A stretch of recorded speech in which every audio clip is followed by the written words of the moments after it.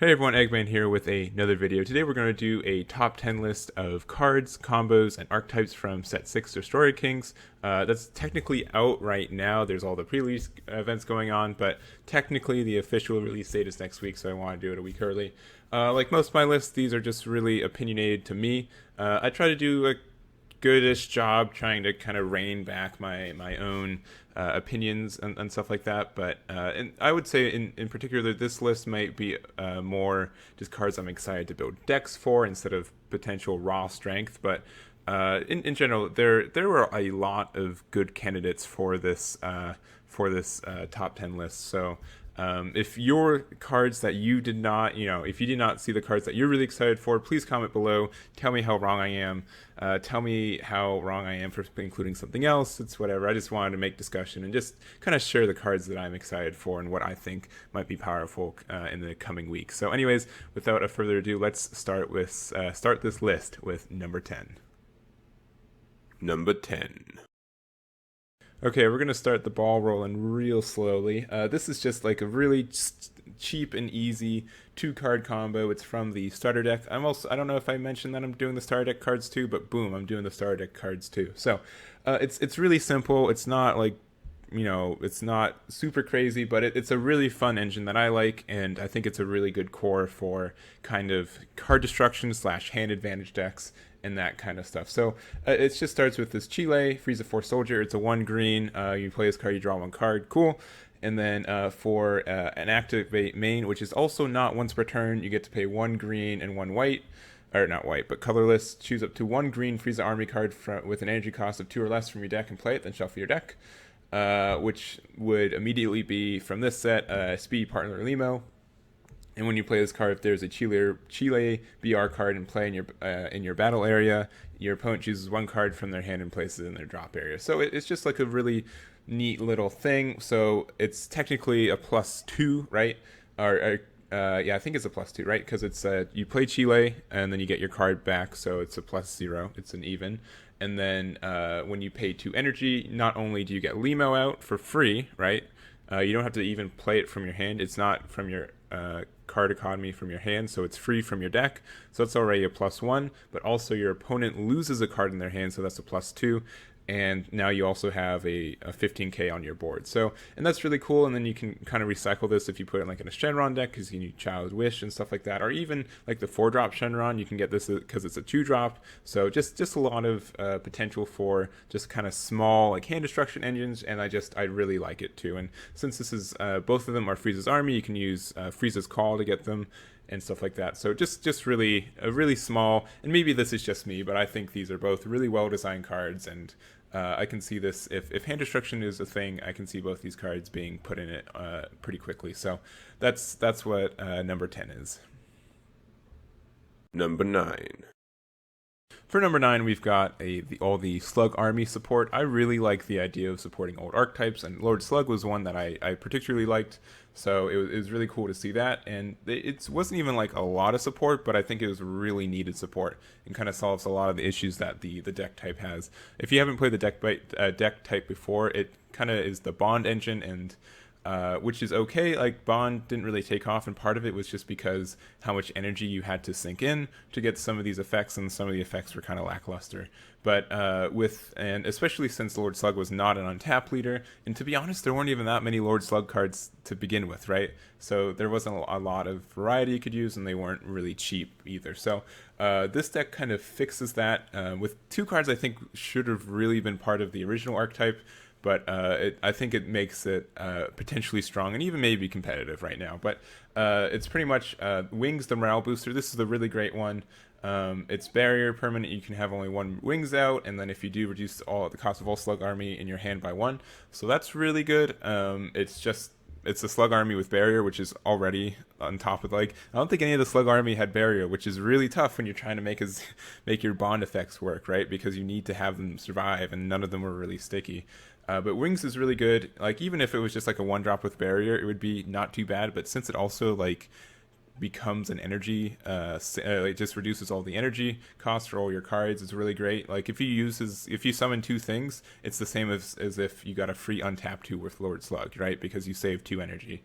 Really great card, and really just makes the deck flow a lot better as long as you see it on turn one, right? That's the only caveat I have about these kind of turn one plays that are really strong. If you don't see it on turn one, you're kind of screwed for the rest of the game. But and then we also have Azuin, the Loyal, just a free blocker for Lord Slug Army, which once again makes a lot of sense to have had in the first time you made it, especially when you're trying to get as much bond stuff out. Having something you can summon for free for having Slug's Army made sense. But awesome that he's finally in the game. And then also the Agent of Destruction, just in general with all the other stuff, you can get this down to 1 energy with a combination of wings and also the 1-drop Bobby card.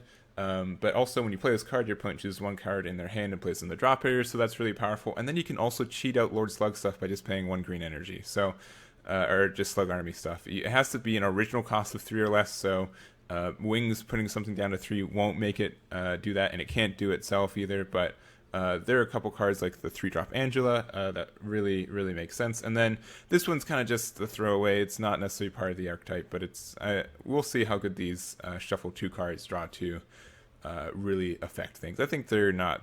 I'd rather just get a straight 1 card draw, as I think a lot of people would. But who knows how these will really impact it. But that's it for number 9. Number 8. Okay, for number 8, we've got the red Frieza Army extra card. To be honest, when I originally made this list and started tinkering with it, I just had "Is that all you've got?" as just a standalone card. It's super great. If you don't know what it does, if your leader card is red, negate the attack, then you may choose 1 red card in your hand and place it in your drop area. And if you do, you can choose up to 2 of your opponent's battle cards a game minus 15k for power for duration of the turn. So just being able to do 1 energy for a 2-for-2 trade is really awesome, but also being able to negate an attack and just everything that's part of this. This is a really great card. It's very restricted to red cards and archetypes, but it's a really great negate for that. And especially since a lot of those archetypes already deal with putting your opponent's battle, their power of their battle cards down already, like it just stacks on it. It's really good synergy with all that, and this is kind of an accumulation of all that. But besides that, I just decided, you know what, let's just put all the rest of this red Frieza archetype. I think people would be mad if I didn't. I think some people are looking forward to this, and it's right now it's at number 8. I think it's okay. I think this will get a lot more support as more cards get released, of course.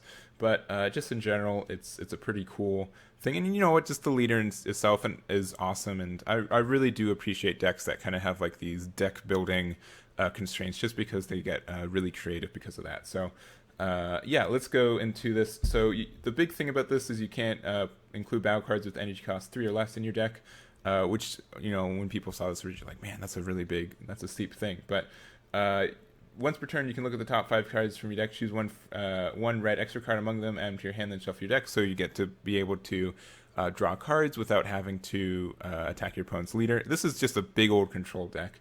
And then when your life is at 4 lives, you can draw 2 and flip this over. And then also on the Awakened side, you can just draw 1 without attacking, which is cool. And then also when this card is attacked by a battle card, you can choose 1 red Frieza Army card from your hand, place it in your drop area, and if you do, negate the attack and the skill for duration of the turn. So you also just get like a free negate, and any of your like free red Frieza cards that you're not using can always be used for that. So that's really cool. There's also some like red Frieza or like red extra card support. So there's like new scatter model, which you're able to use 1 energy to potentially find 2 cards, so it's a +1. There's Transcendent Strike, which just lets you KO something with 20k or less power for 1 energy. So if they paid 2 energy for something, you can pay 1 energy to blow it up. So that's really good control. Energy economy. And then also live to fight another day. If your leader card is a red Frieza Army card and your opponent has 3 or more energy, draw 1 card. And then for the duration of your opponent's next turn, your opponent can't play battle cards with 20k power or less unless they choose 3 cards from their hand and place them in the drop area as an additional cost. So that's just like super duper control-y. And it costs 3 energy and you're not an untapped leader, so that is a lot, but like it still like does a lot for your archetype and just makes your opponent not want to play anything. And since you're also kind of starving them from cards, if you're not, unless they can be self-awakening themselves, it just seems really powerful. So there's that, and then there's some red Frieza Army stuff that came out, like these Kokonos. This one lets you recycle your red cards, which is great. This one kind of gives something minus 5k power, so you can kind of blow stuff up. Blueberry or Berry Blue is really interesting. When you play it, you can just take control of one of your opponent's cards with 25k power or less, ignoring barrier.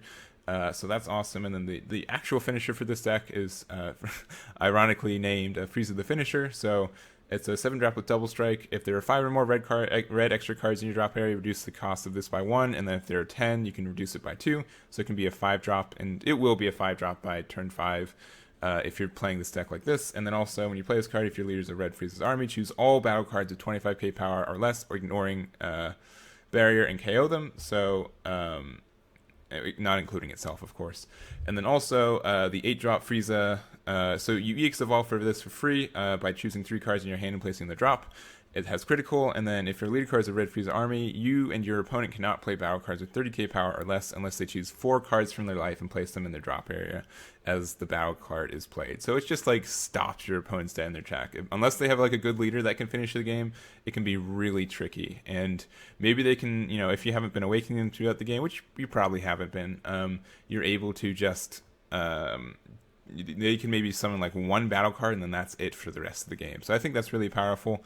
And generally, people are self-awakening themselves anyways, so by turn 5, your opponent will be at 4 or less life, and then just kind of destroy the game from there. And then also, like, Frieza, it puts it back into active mode as well, and it has critical, so that's also just something to take note of. But it seems like a really good control deck. I'm not sure if enough pieces can be put into this deck right now, but there are going to be more red extra cards as the game goes on, and more stuff to put in this. So I think as the card game evolves and gets more cards, I think this deck should be on everyone's radar. So, or should I say Scouter? Oh, boom, bam.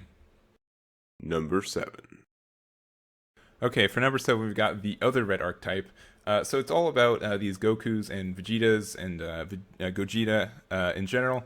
And it's a really, really cool archetype just because you don't really have battle cards at all. It's more of just creating hand advantage and then being able to use that. And this deck would not exist if Cell didn't get nerfed. So that's also really good to know. And I think that's part of the reason Cell got nerfed too, like just so this deck survived. Since this, you can't have a permanent, like, it's really hard for this deck to have stuff on the field, and it, you know, a lot of your stuff, you know, is in your hand. It's really tricky to go down to 3 and then just be like, I guess I can Union Fusion once. But yeah, let's talk about it. So Son Goku and Vegeta, you choose 1 red Son Goku BR or Vegeta BR in your hand, place in your drop area, draw 2, and then you can choose up to 1 of your life and add it to your hand. So it's just, you get to draw 2. You get to +2, which is really great, and self-awaken if you need to, which is awesome in this deck. And then also, you don't even have to attack, which is the best thing too. So if you want to do this more control style, you can definitely do that and still get, you know, card and hand advantage. But also, it's an untap and draw 1. And then on the awaken side, when this attacks, you draw 1 card, and then also choose 1 red card from your hand and place in the drop area. If there are 2 or more of the Goku BR and Vegeta BR in your drop area, and if your opponent and it's your turn, your opponent can activate counter skills with energy cost 2 or more duration of the turn, and this card gets +5k power and double strike for duration of the turn. So pretty much you just get a lot of power. You have to discard a card, but like you get double strike, and you can't get Mafuba, I guess, right? So there's all that, and then all these Gokus and Vegetas are kind of, the idea of them is you get to play them, and then you get some card advantage of some kind, and you get them put them back in your hand. They all have 10k, so all of them can be used for Union Fusion, yeah. But the 1-drop Goku, you just look top 3 for a Veku or Vegeta. And Vegeta is the same thing for a Goku or a Veku. All these, I'm just going to say Goku and Vegeta for the rest of them, but they're all Goku and Vegeta BR, just so you know. The 2-drop is Sparking 2, you look top 5 for a Gogeta or Vegeta, and then active main once per turn. This card gains +5k power, and you can return it to the, at the end of your turn, return this card to your owner's hand too. What I was going to say is, if you did add a card, you have to choose 1 card from your hand and place in the drop. And the same thing for Vegeta, except for his active main is, you choose up to 1 of your opponent's battle cards, ignoring barrier, and gains -5k for duration of the turn. So that can be really powerful. Ignoring barrier is always really powerful. And then the 3-drop, Sparking 3, look at the top 7 for Vegeta, and you can play it for free. And then this card gains +10k power, and you can attack battle cards in active mode. So both, that's really awesome for like all of this for a 3-drop. And you return it to your hand. And then Vegeta, when you play this, look at the top 7 for, let's see. when you you look at the top 7 for a Red Son Goku BR, choose one among them and play them. So I think you can. Let me make sure. Oh, wait. You have to switch this card to rest mode to do this sparking. And I think you have to choose this one. Okay, this is when you play it from your hand. And then this one is when you switch it to rest mode. So you can't just do like an endless chain. But you look at the top 7 cards from your deck, choose one Red Son Goku BR among them, play it, and shuffle your deck. And then also choose up to one of your opponent's battle cards, ignoring barrier against minus 10k power for duration of the turn. So that's really like a lot of cards that have barrier that kind of want to be sticky and stay around have 10k. They don't have 15k. So just being able to pop them on turn 3 feels really good. Like Son Goku striving to be the best is a really good thing, or like Rebrian, if those decks become a thing again, like just the 2-drop, you think, oh, I'm safe, and then you just play this card and you can't do anything about it. So I think that's really powerful. And there are some Vekus. All of them are for free except for this one, but these two, they're just able to make a free attack and then just go back into your hand. So you get some like stuff you can do on your turn, but when you play this card, you can't play another one for the rest of the turn. This card can attack battle cards in active mode, so that's great. And then also you can place this card in its owner's drop area. If your leader card is a Red Saiyan card, choose up to one Goku and Vegeta and put them back in your hand. So you don't even have to lose resources for playing this guy, except for just, I guess, himself. And then also, he's the same idea, but when you place this card in the owner's drop, you choose the Goku and Vegeta, put it back in your hand, and then you choose one of your opponent's battle cards, and it gets minus 10k power for duration of the turn. You do not skip barrier, but it's still pretty good. And then the 4-drop, I think this is a promo. It's barrier, and then when your opponent switches, it's one of like the Borgos effects, but it just kind of sticks out there, and then you can put this card back in your hand. So if you want to be defensive and just have this out for a turn, then put it back at the end of your next turn, you can do that. And then there's the 6-drop's a really good card about this. For 4, it's specific red energy. You get to draw 2 cards and summon this guy. You can't play this unless you're saying you have a Red Saiyan. No, it's just Saiyan. And it's red, no other color. Okay, so Red Saiyan only. But this card can't be KO'd and can attack battle cards in active mode. And then once per turn, you can switch this card back to active mode after attacking a battle card. And it can go into this 8-drop by just dropping 2 cards. So the 2 cards that you drop can go right back into the drop area to play this. This card can't be KO'd and can attack battle cards in active mode. It can keep its untapping ability is not once per turn, which is the crazy part. So you can just destroy your opponent's drop area, just their entire battle area for free. And also, when a card evolves in this card, if there are no battle cards in play in your opponent's battle area, choose up to 2 cards in your opponent's life, place them in a drop area. So it's really good against the mirror match, right? Whoever goes first, like, oh man, I have to have something on the field because they're just going to play this card and I have to drop 2 life, right? So that's, I can't imagine how weird the mirror match for this too. And then there's also the 7-drop. I think this is a like box topping promo, but it's the same thing. It's an EX Evolve on the 6-drop for 1 red. We don't have to drop cards. It's triple strike and sparking 10. When a card evolves into this card, your opponent can activate skills and battle cards for duration of the turn. So it seems really good. I think there is a ruling that it's only battle cards only mean cards on the field, so they can still activate super combos and stuff. I think the jury is still out on that one, but be wary on that. Make sure you know the exact ruling of that when you play this. But just, being able to just stop any effects from activating is always really powerful. And it's got triple strike too, so I think that's really powerful. So anyways, this is a crash course on this deck, and I think it has a lot of potential. So let's move on to number 6. Number 6. Oh yes, okay, the Broly archetype. I had a really hard time knowing where to put this. I personally have tried playing this archetype and I have not had a good time with it, but I've heard a lot of people say that they've tried it and it's been really good, and a lot of people are afraid of this archetype, so I'm going to just put it straight down in the middle.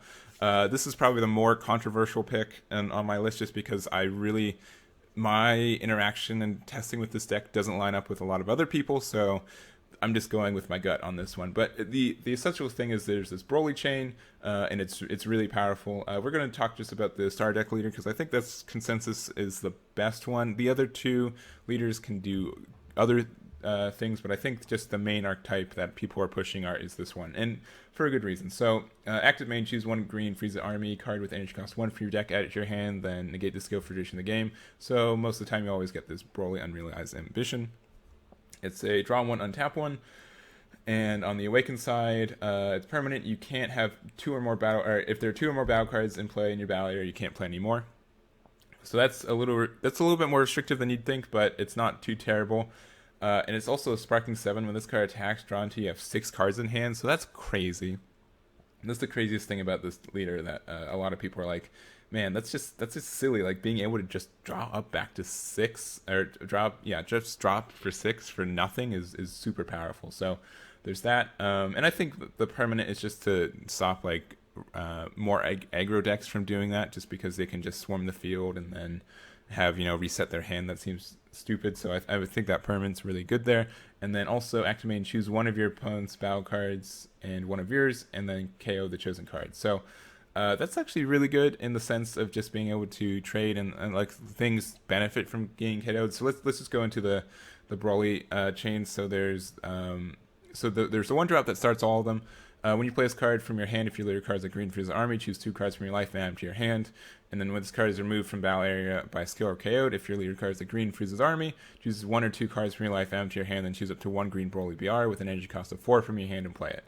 So what all this means is that so this can just awaken you by itself. This can take half your life, which is good for the Broly leader, just because he doesn't do anything on the front side after you get your 1-drop. So just being able to take 2 when you play him, and then either you or your opponent KOs it, and then you get 2 cards from your life, and then you can awaken from there, right? So that's the idea for that. And then there are 2 kind of chains you can go into. There is the 6-drop chain, and then there are kind of like the even chain, and then there's the odd chain. Is it just? It's not even that. Let me just run into it. So there's Broly Berserker Origins. So this is activated once per turn. Choose 1 card in your hand, place in the drop area. Choose up to 1 of your opponent's battle cards with any cost of 3 or less and KO it. This is active battle and once per turn, but can be played on either player's turn. So that's just crazy. Being able to like blow up a card on battle, just by pitching a card seems really powerful. And that's what that's why a lot of people are afraid of this deck. Is just this one, and then essentially the 6-drop and the 8-drop are the same things but more buffed version. The 6-drop, it's just doesn't care about energy, just anything. And then the 8-drop is it doesn't care about barrier, which is just devastating. Just can blow up anything that's not a leader card. Is really great. Also the 6 and the 8-drop, they don't care about counters with energy cost 2 or more, so they can't get Mafubed. And also they have double strike. But additionally, so how this whole thing works is that when this card is removed, it's the same thing removed. You may choose 2 cards from your hand, place them in the drop area, and then get the 6-drop. And then the 6-drop does the same thing, where you can pitch 2 cards and get the 8-drop. There we go. And I think let me make sure. Choose up to 1 green Broly BR. Yes, okay. So, and that's the idea. So you get this 8-drop, and then that's where the chain ends. But there's also this guy. The ultimate, but let me go to the 4-drop. So that's the idea for this one. You just are able to KO stuff and just be really menacing in the fact like nothing is safe, and being able to get like an instant Shugesh or just dropping 1 card on either player's turn is just can be really scary. But it's not. I don't think it's invincible. It's really glass cannony, in where you just run out of resources. I know you like drop to 6 every turn, but you still will find a way to run out of resources. And I think a lot of that is just because you can't just put your resources in your battle area. Restricting your battle area to 2 cards is actually really can be really devastating. So I think just in general, it can be really glass cannony, but it can be just really scary. But let's go into the 4-drop, the other kind. So this one just has crit. And then it's the same thing, drop 2, and you get a 7-drop, and then this is the Star Deck 7-drop. It also is crit, but it's an active battle once per turn. Burst for 3. Your opponent chooses 1 card from their hand, placed in the drop area. So being able to mill your opponent for 2 cards, or 1 card every turn, and so meaning your turn and your opponent's turn for just bursting, is really powerful. It just gets a lot of cards out of their hand, and you're technically not losing resources. You can deck out, of course, but in general, it's just really powerful to be able to just do that for, unless you're out of cards, just for free, and just get cards out of your hand. You normally, Bandai likes to restrict, like card discard effects behind pitching 2, like making it even, or just having to, put a lot of energy into it. But this is just really great. And since they also have crit, they just do a lot of pressure in that sense. So seems really good. And then both of them, if both of these guys, or sorry, if either of these guys die, there's a Broly Ultimate Agent of Destruction, so it's a double strike, dual attack ultimate. When one of your green cards, or green battle cards with energy cost 7 or more is removed by a battle area by skill or KO, activate the skill. You choose all cards other than this card in your hand, place them in the drop area, and if you do, play this card from your hand. And then when this card attacks, if your life is at exactly 1, your opponent chooses all of their cards in their hand and places them in the drop area. So very, very powerful. Double strike, dual attack, and just decimating their hand seems really good, especially since so you can get down to 1 life really easily with Broly Unrealized Ambition as well. You can you can choose 1 or 2 cards when it dies and do that. So getting at 1 can be really tricky, but not impossible. And just being able to end the game and pretty much have them need to get top decks and that kind of stuff is really good. And so just lastly, just some cards to help you get there. Paragus is a good example. So when you play it, you can choose 1 Broly control mechanism from your deck and activate it, and then you can also choose this card in one of your battle cards, place in the owner's drop, and either choose 1 Broly BR with an energy cost 6 or less from your deck and add it to your hand. So you can take the 1 drop with you, and then choose the card you want to evolve. I'm just gonna say it's evolve into for free. Or you can choose 1 Broly BR card from your drop area and add it to your hand. So it pretty much just makes sure that your Broly procs and also you have something to lead into it, which is really great. And so Broly control mechanisms, kind of the same thing. You just place this card in its owner's drop, choose a Broly BR, place in your drop, and then you draw a card. So it offers cycle and also lets let you proc your Brolys, which is great. Paragus the Sacrifice is kind of the same thing.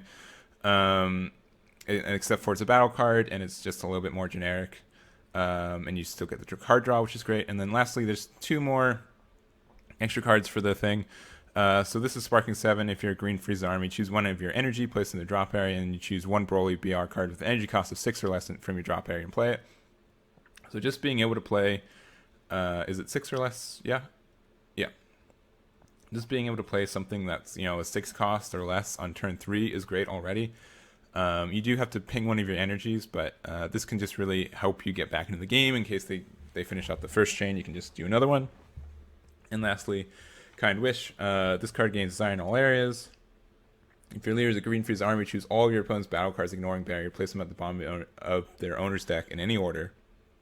If there are no battle cards in play in your battle area, choose up to 1 Broly BR with an energy cost of 4 from your deck of play and shuffle it. So just being able to have like a nuke effect is really great. It works for all of your green Frieza army leaders, but it's free if you have Chile and Limo, of course, or Chile and Limo.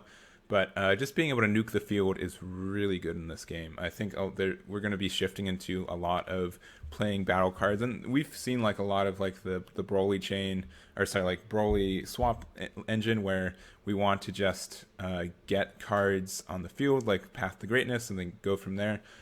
This can be really good at breaking combos, so I think this card's really great. So anyways, here's a crash course on this. I don't know where to put this. If you think this is better, let me know. If you think this shouldn't even be on the list, let me know. But a lot of hype around it, and I know I'd be chastised for not even covering it. So here we go. Number 5. Oh my, here's like the other controversial. I'm pretty sure people had clicked off this video already because of this, but I think I like BoJack more than Broly, all right? I'll admit it. And so because of that, I'm putting him 1 space higher, just like a little bit. But I think this is not trash. I've been kind of soapboxing this for like a week or 2. But I think people should try this deck out and figure out, if they like it or not. It looks like trash. I get it, all right? I've said that 100 times. It looks like trash, but it's definitely not the worst. Put that like a little, tagline for this deck type. But I think it has a lot of things going for it, and they're easy to miss. And part of it is just because the leader can be like so bad. And so the leader doesn't have anything for Awakening. You just literally flip the card over.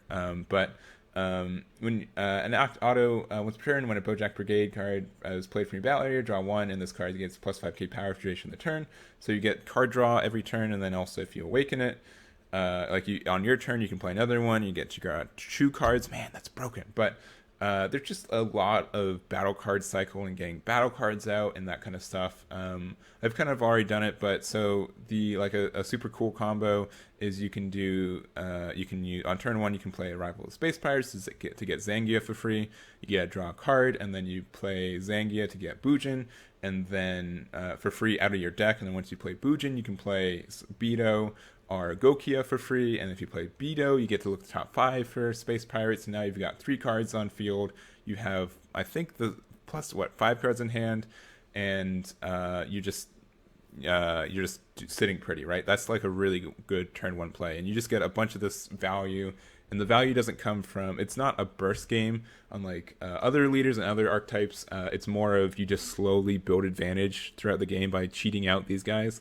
And it's a really interesting and fun archetype. It definitely has its flaws, and it's not. I don't think it's oppressive in any way, but I think it's a really cool archetype, and I hope you give a chance to try it out. Some other cards to point out. Just Bojack the Plunderer. It got a ruling that it's every time a card's singular. So if you untap 4 for the beginning of your turn, you got to warp 4 cards. That's the ruling. I've been fighting that. I haven't had to do that for a while, so I think people have figured it out. But that is the ruling as it rules right now. So just that is it. Okay, don't trust me. All right, that's how it goes. So. But also, if you play this when you have 5 or more life, you also switch all your opponent's cards to rest mode. So that can just start it to be really good. And then also, once per turn, you can choose a Project Brigade in your battle area, place it in this drop, and this gains dual attack for duration of the turn. So just a really niche thing to help recycle your Bojack cards and also get dual attack. And you can give a crit with Zangia. So you got a big 25k crit. And you don't want to tap your energy or play your cards because you're already card starved already. But you also don't want to get critted life, and that's the whole thing. That's how you finish with this deck. So that's the idea. You got to evolve on a 3-drop Bojack. So there's this one, which is great because it can't get KO'd as easily, and then also you can kind of cycle for a Arrival of the Space Pirates, which is great. And then there's also the other Agent of Destruction Bojack. When you play this card, you can choose one of your opponent's battle cards, ignoring bearing, switch it to rest, which is just a great ability already, but also activates for 2. If this card is in rest mode, choose your opponent's leader card, switch it to rest mode, and it can't be switched to active mode until the end of your opponent's turn. So that's also really good. This deck is just supposed to be annoying and really control heavy. You can blow stuff up by just comboing with 2 cards from your battle area. Bujin also has the effect of being able to put something to rest. A lot of these cards have like 2 or more effects, and just being able to cycle through them and that kind of stuff it's really skill intensive, and it's a lot of fun. So, and then also Gokia, if you can choose one of your opponent's cards, it stays in rest forever, or it's not forever, until the end of your opponent's next turn, which is pretty much forever. And then also activate for 1, you can choose one of your Bojacks for a cost of 3 and play it. So being able to cheat out Bojack is really great. There's also Bojack the Tyrant. It's kind of, I don't like this card as much, but it's good in the sense that if your opponent has 2 or more battle cards in rest mode, you can reduce the damage cost of this in your hand by 1, so you can get it out for 1 with Gokia. And then also when you play this card from your hand, choose up to 1 of your opponent's battle cards in rest mode, and it's the same thing, right? So it's the same thing as Gokia, but it also has 20k double strike and can put some pressure on it. But I don't like that. And lastly, Merciless Farewell. You choose 2 cards from your hand, place them in your drop area. And if your leader is a Bojack Brigade, man, that's man, who's just dropping 2 cards to play this card if they don't have Bojack Brigade? But you choose up to one of your opponent's battle cards in rest mode and KO it, and you're like, oh, okay, that's kind of bad. And then I reiterate it's active battle, and you're like, oh, that's really good. So it's a Shugesh that can't be negated, and you have to pitch 2, which is actually kind of a thing because a lot of your hand advantage actually is on the field instead of in your hand. So dropping 2 cards can be scary. But in general, it can be really good. And just the fact that this card exists, your opponent will have to play weird, and that's really good for you. So just because they can't actually play into, they have to play around it most times, and that works to your favor a lot as well. So anyways, here's this deck. Please try it out. I really recommend it. You will be surprised at how much fun and how not bad it is. I won't say it's good, but it's not bad. And I know it's in spot number 5, but just take my word for it. Try it. Bojack, forever. Number 4. Okay, we've got this new Vegito engine. I was actually not looking forward to this. I didn't think this one was going to be good either, and then I tried it out, and I had a lot of fun with it. It's a really interesting archetype, and it's from. I didn't think. Okay, the big reason is because I don't like the summoning from your energy mechanic. I don't think it's really great, and it can be tricky, and it can be, you can brick with it. I feel like a lot of the time, and then with Dende as well, they can just ping it. And you're like, oh man, I can't play at my win condition. But since it's on turn 4 is your win condition, if you go first, your opponent has to spend their entire turn 3 just doing that, and I think that's a really good trade-off. And this deck does a lot without even playing your 4-drop. So there's that. I also made a deck. I'll maybe put it like one of those little eye things up there to show that if you're interested. But I think this deck is really good. The idea for this is that you play Vegito's Power Combined, and it's a Union Potara for 1. And then when you play this card, draw 1, and then also if you played it with Union, draw another card, so you get 2 cards for playing this card, and then for 2 energy, you can choose up to 1 Vegito, other than itself, with an energy cost less than or equal to your current energy, and play it, and then if you do, add this card to your energy and rest mode. So you don't get to untap cards for free when you play this, which is why I'm like, oh man, this card's kind of not so good, but it's actually still fine. It doesn't matter that it comes in, goes back to your energy and rest mode. And so you can get like Vegito's World's Strongest Candy, and it's just pretty much a free 15k beater, and then you can go back into Powers Combined for free from here, and then when you play it, you get to draw another card because you played it, and that's its auto, and then you can also go into Vegito at full throttle, and it's a double strike dual attack, which is 4 damage already, but also this can only be played from your energy areas. But when you play this card, choose up to one of your opponent's battle cards with barrier, ignoring barrier, return to your owner's hand. So it's really good at getting rid of like deadly defenders or any other problem cards that you might run into. It does return it to their hand, so they can maybe combo with it again. But it's a really great finisher, and I think it's really powerful. And also, just to kind of get these cards out here, you can get Powers Combined out on turn 2 pretty easily by just having Saiyan Duo Sengoku.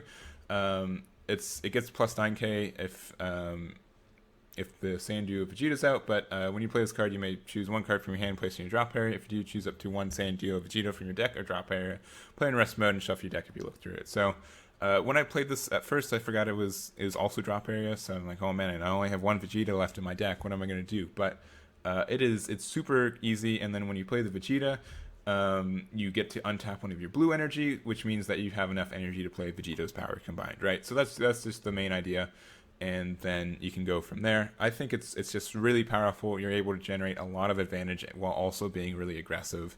So like on turn 2, play Goku, play Vegeta. They're both at 10k. Vegeta comes in to play rest, but then you attack with Goku. That's a 10k attack. Then you go into Vegito's Power Combined. You attack with that. That's a 20k attack. Then you can go into World's Strongest Candy, which is 15k, and then go back into Powers Combined. And since you played it Powers Combined twice, you drew 2 cards the first time you played it, and a 3rd card the second time you played it. And that's really powerful. It is an active main for 2 when you do that, so you'd have to like be untapped. But that's just a really example of a good turn 2 play. And then normally, if you're just at turn 4 and you've got this Vegeta out, then you can just do that kind of whole thing again: attack, Powers Combined, Strongest Candy, back to Powers Combined, into Vegeta at full throttle, and then that's like 6 attacks because you have dual attack, and then there's like your leader and stuff. So anyway, it's just really fun. There's a lot of variety. Try it out. I recommend it. It seems like a lot of fun. Number 3. All right, we're getting to the real meat of this list. So we've got just the whole like agent archetype and all that. I think all these cards are really cool. You can tell because I technically have Slug and Bojack on this list twice, but yeah, these are really good cards, and I think they're really fun. It's a really fun archetype, and it's just a really cool engine. The only unfortunate thing about this engine is that it kind of leans blue. I wish it was not the case. It does that because Bobbity is a blue card. It's not a black card for whatever reason. I thought that would be like really good just because. Because it makes all your specific energy mute, everything's just colorless now. And then, but I think that's kind of I don't know. I don't know why they had it blue. There might be some reason why it can't be black, but it has barriers, kind of like wings, and so you can play this and then you also reduce the energy cost of all of them by 1. So any of these come out for 2, except for Janemba, which comes out for 3. But it's just really powerful in that regard. It sets up that unfortunate game of where, oh, you better get this turn 1 or else you're really not looking well. But other than that, I think it's really powerful. All these cards are great. The only other thing is, like, the only other reason it links blue is that this card you have to have a blue energy activate, but you also have to have a red leader. So there's just like a lot of weird constraints going on there. But I think it's so powerful. Going through, so we already talked about Slug and Bojack, but so Janemba, which also could have just had a spot for itself because it's really great, and in Janemba Mill, it's a big boost for that archetype. But it's crit. It does not have deflect, which is I think significant. But activate this card when you play this card from your hand or warp at the end of your turn. If it's your turn, choose up to one of your energies, switch to active mode, and then also you send this card to the owner's warp. Draw one card, then your opponent plays 3 cards from the top of their deck to the drop area. So that's really powerful. You drop 1 extra card than the other cards, which is great. You get to draw 1 card yourself, and then also it technically only costs 2 if you have Balbody out because it untaps 1 at the end of their turn. So you can also play it from your warp to get this effect too. So if you're running like the 3-drop Fat Janemba, this also works for there. You don't even have to run any of the agent stuff in mill. You can just plop that card in there. But we also have the Agent 13 Agent of Destruction, so it's got crit. It's a big 20k crit, and you can get it on turn 2. And active main for 2, you can choose up to one of your opponent's battle cards and KO it, and then your opponent chooses 1 card from their hand and place in the drop area. So using 2 energy to get rid of 2 of your opponent's cards is pretty okay economy in that sense, and since it has crit, that's great. I wish there's more synergy between these two, just because if you're running a green deck already, you're kind of inclined to run them, but I think it's okay. And then lastly, we've got Vegeta, Agent of Destruction. We kind of touched on him, but when you play this card, choose one of your opponent's battle cards with 25k power or less and KO it. So that's really great already. But also for 1 blue and 1 colorless, your leader, if your leader is red, this gains plus 10k power, double strike, and dual attack for duration of the turn. So you've got, just for 2 energy, a 30k double strike dual attack that can just maybe end the game because it's really powerful. So I think it's really good. This I don't know. I'm really just curious about this card, about the blue and the red and all that. So I guess it makes sense because maybe they made it a blue and white just so you should be running Balbody anyways. But I don't know. But lastly, we've got what is it? What's his name? Arcane Absorption Majin Buu. Is his name like blank? Interesting. Anyways, so he's just a big old 8-drop. Triple Strike Ultimate. For 6 energy, you can choose one of your Evil Wizard Balbody cards from your drop area or warp. Play the chosen card, then play this card from your hand on top of the card you played with the skill. And then when you play this card, if there's an Evil Wizard Balbody under this card, choose up to 5 Agent of Destruction cards from your drop area and warp them and play them. So from your drop area or warp and play them. So you can just have like a super swing of advantage. Just get a bunch of these bad boys. All these are just great already. 2 of them have crit. Vegeta just blows up something. Bojack puts something to rest.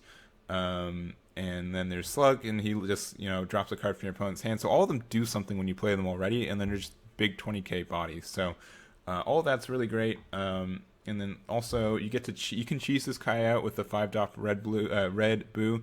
And since when that happens, when you activate his effect, you have to put a card from your hand. So you can just put Balbody under the red Buu and then play this for free. So you can get this out on like turn 3 or 4 if you have a deck specifically around it. The only bad thing about that is the red drop Buu. It needs to have this in your deck. There are things to do about that, but it's just all really tricky if it's not like the last card in your deck. But I think it's a really cool archetype. I think all these cards can have like really big impacts, and I think it's really fun and really cool. And just the fact that it's kind of like a rogue archetype in the sense of what ifs can happen. I really like the idea of what if cards. So and when I mean what if, I mean like what if Balbody took control of some other people, right? That's kind of what these Destroyer King Agent of Destruction cards are. So anyways, really like this archetype, really like the theme of it, and I think all these cards are powerful. So that's it for number 3. Number 2. All right, we just got Paragus here. He was number 2 when I originally made this list, and then I kind of shuffled some cards around to have more than just one card by itself, and then I was like, man, should I really just have Paragus by himself? I should maybe just put him with the Broly stuff, but I'm like, nah, it's too much work. So here he is. He's still at number 2. He's just the great super combo card that Green is going to be running for a very, very long time. It's just great. It's pretty much the idea is a hoi hoi for all green leaders. So when hoi was just, hoi is only for one leader. This leader is for approximately a fourth to a fifth of the leaders for the game, which is powerful, which is a really wide array too. But when you come with this card, if your leader's card is green and your life is at 4 or less, draw 2 cards, then choose 1 card from your hand and send it to your warp. Not sending to your drop area is a big hit for some decks, so not everyone I think will be playing this, but just the idea of being able to dig 2 deeper or dig 1 deeper is great. I can guarantee most people will have a dead card in their hand most of the time anyways, so it's not really a big deal. And I think any kind of green combo deck will be running this, so that's great. It's also just a 10k whenever too, so it's not even dead in your hand if you're not at 4 or less life. So really great card. I'm really excited to see.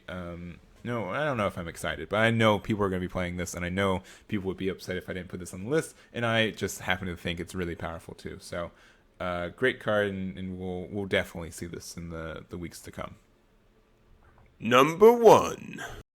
And here it is, number 1. The number 1 card right behind this Goku is Son Goku, Bonds of Friendship, or this whole skillless archetype.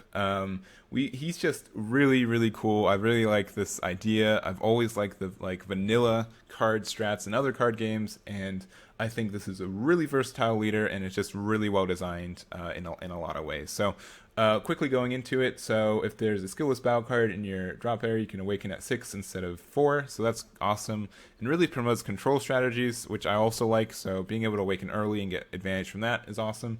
But also choose 1 4-star ball in your hand, reveal it, draw 1 card, and then if you do, it gets +5. This card gets +5 power for duration of the turn. It's an untap 1, draw 1 leader, and then on the awakened side, you can choose 1 4-star ball from your hand, reveal it, draw 2 cards, then choose 1 card from your hand and place it in your drop area. So just being able to put stuff in your drop is great, and just being able to draw 2 also, as long as you're not going against mill. And then also active once per turn when you combo with a skillless battle card, that card gains +5k power for duration of the turn. So any skill battle card gets just a +5k for free on either player's turn once per turn. So that's really powerful too. Just getting some passive +5k combo power every once in a while is great. So and then the 4-star ball is also just very versatile. I really like the design of this card. It's a Dragon Ball, but you choose one of your battle or leader cards, it gains +5k power for duration of the turn, and if it's skillless, it gets an additional +5k power. This card's never dead in your hand, unlike most Dragon Balls. At least with an energy cost of 1. This you're just able to combo with it if you need to, and then also you just always want one in your hand so you can activate the Son Goku stuff. And in general, just a really great card in that sense. And then also there's Son Goku, the adventure begins, so you can choose 1 4-star ball from your deck or drop area out to your hand, then shuffle your deck if you look through it. So it's really easy to find this on turn 1. If you're running 4 4-star balls and 4 Son Goku, the adventure begins, you're running with 8, and I think that's going to be really hard not to find, to be honest, unless you're just trying not to, right? But I think you're always going to be able to activate Son Goku's leader's effect, and then also for 2, if your leader card is black, you can choose 1 skillless battle card with an energy cost of 3 or less from your deck and drop area and play it, and shuffle your deck if you look through it. So that's really great, and just being able to also just on turn 2 drop a big old 30k.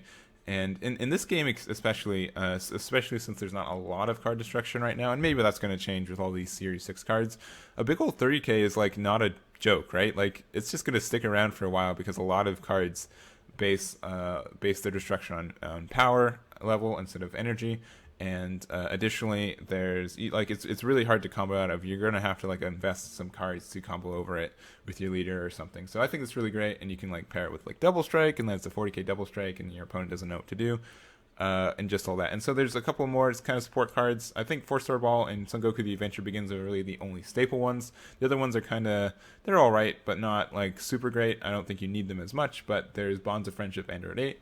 You can look at the top 7 for a skillless battle card and add it to your hand, so there's that. And then also, if a Son Goku childhood card is KO'd by an opponent's skill or leaves the battle area, choose up to 1 of your opponent's battle cards and KO it. So just being able to offer some weird protection for Son Goku just by forcing a KO of their cards is great. There's 8 or 8. If your leader card is black, negate the attack, then choose up to 1 skillless battle card for your drop or warp and add it to your hand. I think Power Burst is still better than this card, but I'd say running 1 or 2 of these can't hurt. And then also Training Buddy Krillin. When you play this card, if your leader card is black, choose up to one skillless battle card with energy cost of 2 or less from your drop area and play it. And then you can choose one of your opponent's battle cards that gets minus 5k if you're duration of the turn. So that's pretty good. Just makes it, makes you want to run 2k battle cards. And if you're using like Dimension Support Trunks also in this engine, you're going to have a lot of those in your drop area anyways. So I think that's really great. And then lastly, Commander Red, Sparking 3. When you play this card, if your leader card is black, choose up to one skillless battle card with energy cost of 3 or less from your deck, or drop it and play it and then shuffle it. So I mean, playing 3 for a 19k and a 30k isn't the worst. I don't think this card is necessarily best. I think you get enough of that already with the one drop, because essentially you get to do the same thing. You get to play this card for 1 and then activates effect for 2, and you also get a 4-star for free for that. So yeah, I think that's about it. Let me know what you think about this list. I spent a lot of time, and I know people are not going to be satisfied with it still, but I think I did my best and still kept true to my opinions, and it'll be really interesting to see how everything kind of pans out over the next couple weeks. So anyways, thank you guys so much for watching, and I'll catch you all next time.